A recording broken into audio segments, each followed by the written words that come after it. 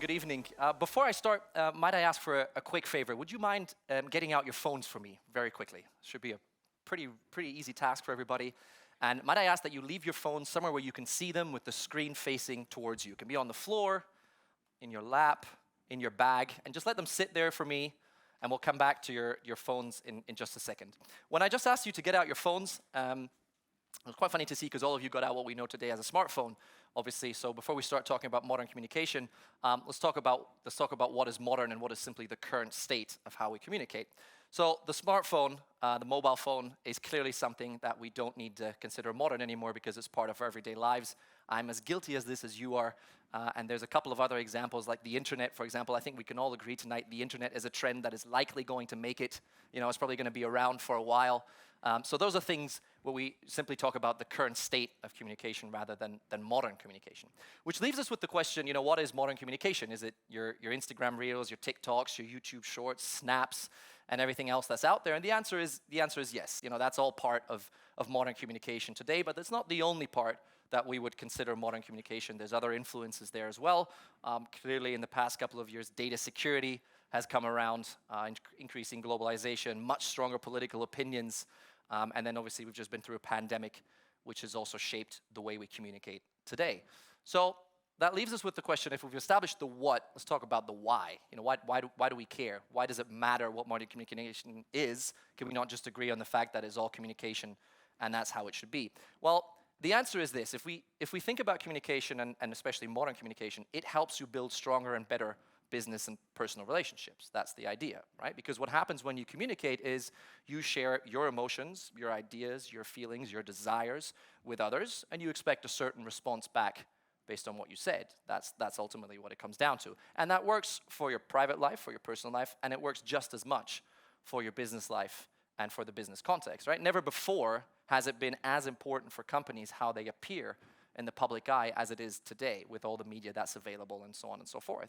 So when we talk about that, let's be very frank that the way you communicate to the public, communication strategies for businesses are crucial, not just for your clients or your guests, also for your staff. Employer branding is a very recent trend in modern communication, and also, of course, for your competitors, how they see you. If they think you're a threat, then obviously that works for you because you might be in a good position.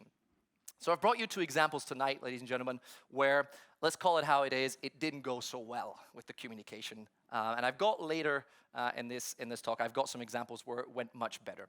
I'd like to show you this. The older generation in this room, like me, will remember a company called Nokia. They used to produce phones. They invented Snake, which was super cool at the time. And coincidentally, one of the latest and last phones they produced before they had to pull out of the market was the Nokia Lumia. Well, there's one problem with that phone, ladies and gentlemen, because Lumia in Spanish is a slang word for prostitute. So clearly, there was an angle there where communication didn't go so well because when they released that in the Spanish-speaking countries, that didn't fly. And if you think that's not great, well, here's another example. I'd like to introduce you to a young gentleman called Liam Mango, and some of you might recognize this story, right? And Liam Mango is a young kid from the UK. He was the face of a sales campaign of H&M, clothing company, as we all know.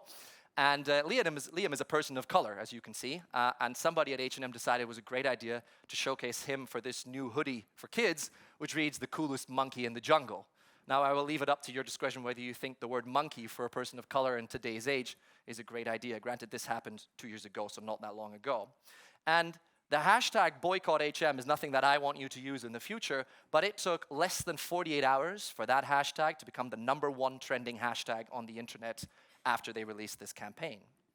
So when we talk about modern communication, clearly we need to talk about speed, right? The speed at which information can travel, the speed at which news can travel, the speed at which we communicate. You can reach somebody at the click of a button these days. And we can see that speed has increased over time in the field of communication. So when we talk about modern communication, speed is one of the most important factors. And we can see that from a very simple example. If we can see that from the amount of time it took for media or devices to add a relevant size of users. Let's take computers, laptops as an example. Most of you use them every day in this room. It took 22 years for 50 million people to have access to a computer. Right? It took Facebook 3 years to add 50 million people to their network, and it took Pornhub 18 days to add 50 million people to their network. Now, you might be laughing, but the truth of the matter is there is large companies on this planet that have nothing to do with the adult entertainment industry that run massive 6 to 7 digit ad budgets on Pornhub these days. Right? Talk about a shifty community. I don't know this from field research, obviously. I've heard about this, so that's very clear. And if you think the Pornhub story is wild, I can do better. TikTok added 1 billion users in under 3 years. 1 billion users. And TikTok has clearly transcended the way social media works right now. Okay? And you notice I said right now instead of in the future or currently. It's because the modern communication aspect of social media is a status quo. It will develop and continue to get faster in that sense. And despite all that technological advancement, the fun numbers, and the TikToks of the world, the most effective way of communicating to this day is still good old-fashioned talking. And I can prove it. The average adult in this room speaks around about 175 to 200, 225 words per minute. The average quick texter on WhatsApp or whatever is your medium of choice texts around 50 to maybe 75, 80 words per minute. And you can test that theory later and you can tell me over a drink later whether I'm correct with that number or not. Right? But in a day and age where the 3 biggest fears of an entire generation are no Wi-Fi, the loading symbol, and no battery, the most effective way of communicating still is good old-fashioned talking. All right? So that will leave us with one question. Why did TEDx and the team and the committee invite me to talk about modern communication if I've basically single-handedly destroyed it in the past 5 minutes? Well, there is one aspect I would like you to take away from tonight, which will actually help you understand modern communication, the way it works, and will help you look right through a couple of very, very obvious marketing campaigns. And that aspect is the aspect of prioritization. Prioritization is the single most important aspect in modern communication right now. And I can explain to you why that is with some very basic examples. Sometimes prioritization happens very obviously in front of us. The most prominent example are your social media apps where you can sort your news feed by top stories. And then obviously what will happen is the app will show you what the algorithm thinks is interesting to you based on how you used the app previously. Another famous example, very easy and obvious example, are ads. Any form of ads, online ads, the radio, the newspaper, whatever it may be, because content is prioritized that somebody paid for that you should see or hear or whatever it may be. So those are the obvious ways where prioritizing is happening. Here's a little less obvious way. Who here uses WhatsApp? Give me a show of hands. All right, for those of you watching at home, pretty much everybody just put their hands up, so that works perfectly for my example. So WhatsApp, ladies and gentlemen, is owned by a company called Meta. Some of you might know this, previously Facebook. And here's a theme alert. That same company, Meta, also owns Instagram and Facebook. So 3 of the most used apps in communication right now in the Western world are owned by the same company. Now here's a slightly more personal question, and I demand an honest answer from all of you. When you downloaded any of those apps, who here read the terms and conditions? All right, for those of you watching at home, nobody put up their hands right here. All right? Well, I'm not here to judge. You really should have read the damn terms and conditions. I don't know what the hell you were doing, but I'm not here to judge, all right? Humor me with this. In the terms and conditions of Meta, it says that in some countries, Meta is allowed to turn on the microphone on your phone whenever Meta chooses to, so long as any of those apps are running in the background. So the next time you take your phone to the bedroom, and depending on what you have planned in the bedroom and with whom, I might advise you to leave the phone elsewhere. Okay? That's my message. That's my message in that regard. But in all seriousness, think about the amount of power that brings you in terms of prioritization. Right? If you've ever had a conversation with your friends, your parents, whatever it may be, and you thought the next day you got an ad and you thought, how the hell do they know I talked about this? Well, that's how it works. And if you think that's scary, don't worry, I can do better, all right? YouTube, ladies and gents, is the largest search engine in the world today. It surpassed Google, all right? Google is now the 2nd largest search engine in the world, and luckily, Google and YouTube are owned by the same company, which is a company called Alphabet. So effectively, 5 of the most used apps in communication right now in the Western world, Instagram, WhatsApp, Facebook, YouTube, and Google, are owned by 2 players in the market. All right? Talk about the power that brings you in terms of prioritizing content for any given user at any point in time. And let's be very honest with each other. Prioritization is pure power. in the communication world right now. If you can get your content, your reel, your ad, your photo, your video, your snap, doesn't matter. If you can get your content to be prioritized by the user that you are trying to reach, you win. You win. It's that easy. Now, the problem is the competition that you have is no longer the other Instagram reels. It's also the other YouTube shorts, the snaps, the TikToks, and all the other media that are available today. And we haven't even talked about radio and newspaper. By the way, if you don't know what a newspaper is, ladies and gentlemen, the youngers, it's like a long papery tweet. That's basically what that looks like, yeah? So clearly the competition is as big as it's ever been before. Now, we've talked about the speed of communication. We talked about prioritization, the power of it. Let's talk about some of the limits, because there are some limits that I think are very important to mention when we talk about modern communication. Now, the first one is clearly modern communication has decreased the amount of time we spend with each other, the amount of time we spend speaking to each other. And you can see that from a very simple example, namely the screen time. All of you get a notification Monday morning, usually, depending on if you've deactivated it or not because you feel bad already. You get a notification saying, hi, you spent that and that much time on your phone. Don't do it again.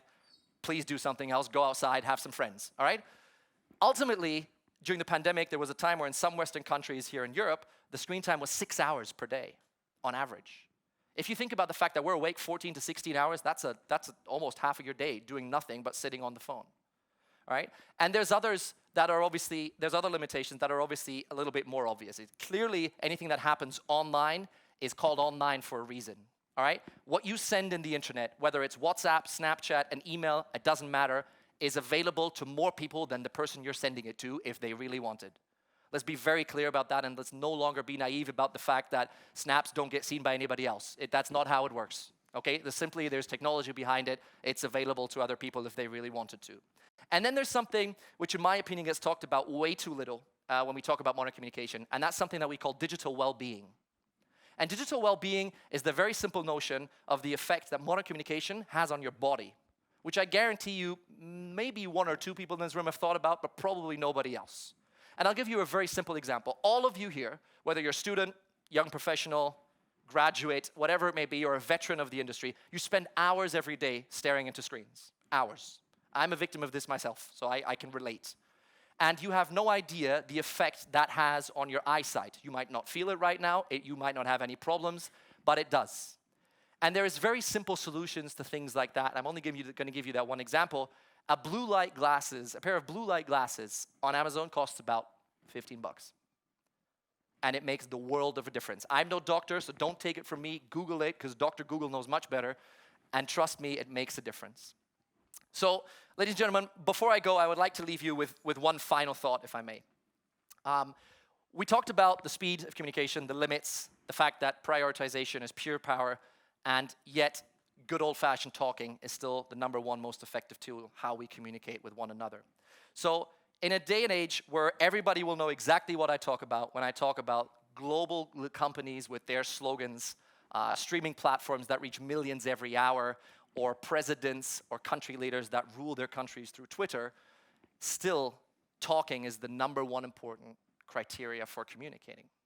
So please don't forget that there are some things that material wealth and money will not be able to buy. You can buy a house, but you cannot buy a home. You can buy food, but you cannot buy appetite. You can buy a bed, but you can't buy sleep. You can even pay a doctor, but you can't buy health. So please, stop taking things for granted and prioritize who you spend time with communicating and who you don't spend time with communicating. And if you leave people on unread in WhatsApp, and I guarantee you some of you have chats right now as we speak on unread, that's totally fine, because you prioritized other things. So I would like to ask for a favor before I go. I realize that with most TEDx talks, the way it works is at the end of the speech, the speaker gets his round of applause and walks off. I would like to ask for a slightly different ending tonight, if I may. 15 minutes ago, I asked all of you to get out your phones, place them on your laps, bags, whatever you decided was the right place for the phone. Since then, the 100 people in this room will have gotten, on average, somewhere between 8 and 10 push notifications on your phone. Some of you less, some of you more. And I would like to ask for a favor tonight.